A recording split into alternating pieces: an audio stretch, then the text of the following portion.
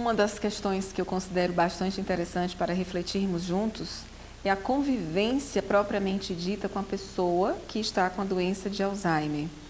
O que eu percebo é que uma das grandes dificuldades dos cuidadores é como lidar, por exemplo, com aquele familiar que de repente se torna agressivo, de repente começa a falar palavrões.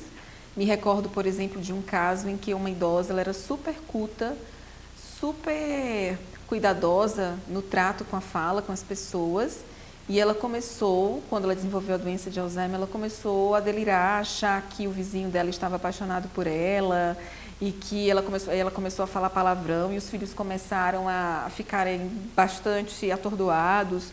Ela chegou a ficar despida na frente dos netos e é uma coisa muito importante a gente também falar para essas crianças a importância de respeitar esses idosos. Hoje nós temos na literatura infantil alguns livros que já abordam a doença de Alzheimer na relação entre avós e netos. Podemos também utilizar fantoches, podemos utilizar historinhas infantis.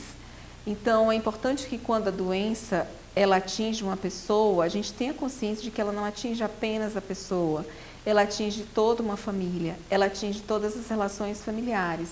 Então essa agressividade ou esses comportamentos bizarros que porventura venham a existir, são situações que são de certa forma inevitáveis. E o que fazer diante da agressividade? Em geral, o que nós recomendamos é que as pessoas elas busquem ter paciência, busquem ter mansidão, busquem ter flexibilidade. Isso na hora do banho, porque muitos não querem tomar banho. Isso na hora de, por exemplo, ter que fugir, porque eles tendem o que nós chamamos, eles sofrem de certa forma o que nós chamamos de síndrome do entardecer. Essa síndrome do entardecer, ela acontece no final da tarde. Então, muitos idosos acometidos pela doença de Alzheimer, eles tendem a querer fugir de casa. É importante que o familiar ele providencie uma etiqueta para colocar no bolso, de repente um cordão ou algum informativo, um bracelete, né, para que a pessoa tenha ali o seu nome e o telefone de contato no caso de uma fuga. No caso de uma violência, no caso de um delírio, a situação pode ser um pouco mais complicada.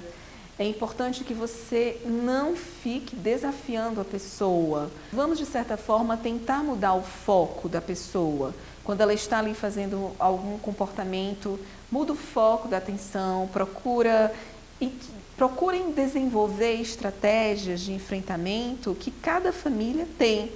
O que nós costumamos dizer é que a família ela precisa utilizar dos próprios recursos que já utilizava, de habilidades sociais. É muito importante que as pessoas desenvolvam habilidades sociais no trato com o outro,